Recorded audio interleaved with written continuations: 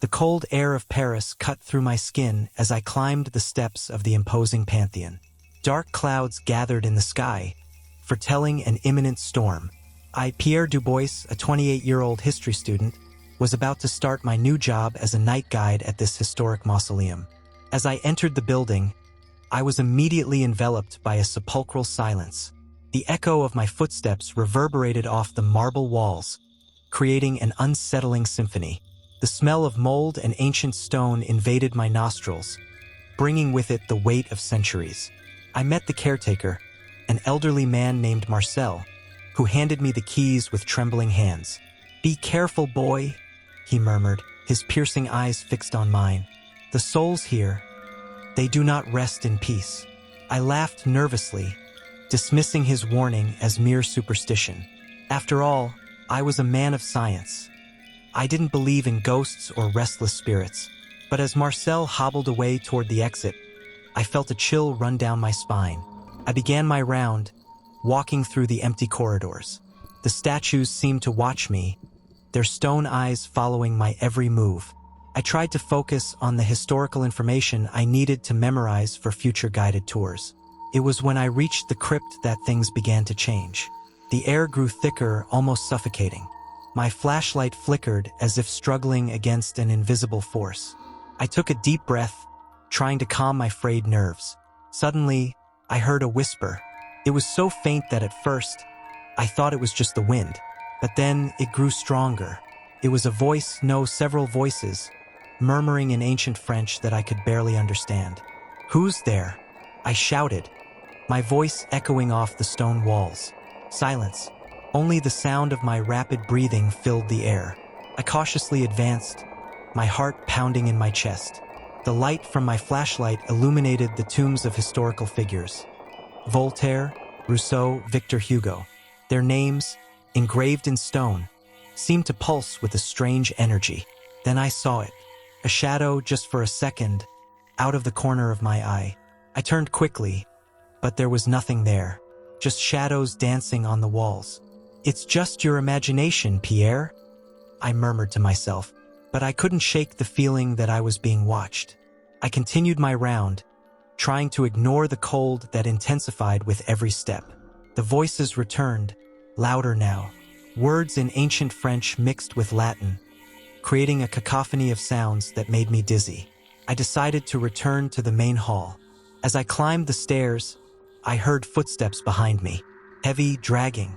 I turned, expecting to see Marcel or another employee, but the corridor was empty. My heart raced. I started to run, taking the steps two at a time. The footsteps followed me, getting closer and closer. I reached the top, gasping for breath, leaning against a column to recover. That's when I saw it. In the reflection of the polished marble, it wasn't just my face staring back at me. There were others, dozens of them. Pale faces, empty eyes, mouths open in silent screams. I screamed, stumbling backward. My flashlight fell, rolling across the floor. In the dark, the whispers turned into screams. Voices begging, accusing, lamenting. I ran toward the exit, my body trembling uncontrollably. The doors were locked. I fumbled with the keys in my pocket, my hands shaking so much that I could barely hold them. "Help us!" a voice whispered in my ear, so close that I felt the cold breath on my neck. I spun around, brandishing the keys like a weapon. Nothing. Only the emptiness of the Pantheon staring back at me. I finally managed to open the door, stumbling out into the cold Parisian night air. The rain had begun to fall, washing the cold sweat from my face. I looked back at the imposing building. For a moment, I swore I saw faces pressed against the windows, pale hands banging on the glass. I blinked and the vision was gone. I staggered down the street, my mind a whirlwind of terror and disbelief. What had I witnessed? Were they really the spirits of France's greats, restless in their marble tombs? Or was it just my imagination, fueled by ghost stories and the somber atmosphere of the Pantheon? In the days that followed, I tried to rationalize what had happened. I researched the history of the Pantheon, looking for logical explanations for the events of that night. I found reports from other employees and visitors who swore they had seen or heard inexplicable things. But the more I investigated, the more questions arose. Why would the souls of those great thinkers and artists be restless? What did they want? A week later, I received a call from Marcel. "You need to come back," he said, his voice trembling. "They are asking for you." My first instinct was to refuse, to swear never to set foot in that place again. But something inside me, a morbid curiosity mixed with a sense of duty, compelled me to return. The next night, I found myself once again standing before the doors of the Pantheon. The rain fell softly, creating an ethereal mist around the building. Marcel waited for me, his face a mask of concern. "They haven't stopped talking about you," he murmured, handing me the keys. "Be careful, Pierre. Not everyone who rests here has good intentions." I swallowed hard, feeling the weight of the keys in my hand. With one last look at the bustling street behind me, I entered the Pantheon. The silence enveloped me immediately, broken only by the sound of my footsteps echoing off the marble walls. This time I was prepared, or at least I thought I was. I descended to the crypt, my heart racing with each step. The voices started almost immediately, a chorus of whispers that seemed to come from everywhere and nowhere at the same time. "I'm here," I announced, my voice trembling slightly. "What do you want from me?" The air around me grew dense, charged with static electricity. I felt as if thousands of eyes were fixed on me, watching, judging. Suddenly, a figure materialized before me. It was a man dressed in 18th century clothing. I recognized him immediately from the portraits I had studied, Voltaire. "Welcome back, young Pierre," he said, his voice echoing unnaturally. "We have much to discuss." Other figures began to appear. Rousseau, Victor Hugo, Marie Curie, the great names of French history, all gathered before me. "What is happening?" I asked, my voice barely above a whisper. Victor Hugo stepped forward. "The world is changing, Pierre, and not for the better.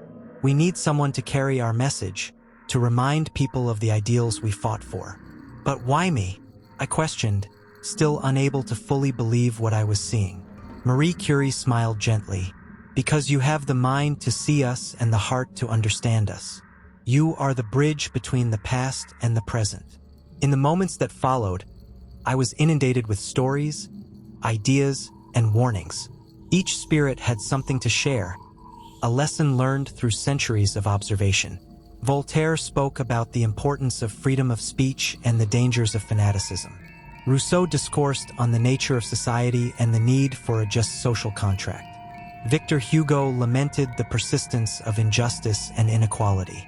Marie Curie, her eyes shining with passion, warned me about the dangers of using scientific knowledge without wisdom and ethics. The hours passed like minutes. When I finally looked at my watch, I realized the sun was about to rise. "You must go now," said Rousseau. "But remember, Pierre, you carry a great responsibility. Our voices must be heard." I nodded, feeling the weight of that responsibility on my shoulders. As I climbed the stairs back to the world of the living, I heard Voltaire call out one last time, "Do not fear the dark, Pierre. It is in the shadows that truth often hides." I stepped out of the Pantheon into the soft light of the Parisian dawn. The world seemed different now, as if a veil had been lifted from my eyes. In the months that followed, I dedicated myself to studying and sharing the ideas and warnings I had received. I became not just a guide at the Pantheon, but a guardian of its hidden wisdom. Sometimes, late at night, I still hear the whispers, not with fear, but with reverence. The Pantheon is not just a mausoleum, I realized. It is a portal between worlds, a repository of knowledge that transcends time. And I, Pierre Dubois, once a simple history student, am now the chosen messenger of France's greats. A daunting task, yes, but also an honor that I carry with pride. For in the heart of Paris, under the majestic dome of the Pantheon, the voices of the past still echo, and through me, they will continue to be heard, guiding the present and shaping the future.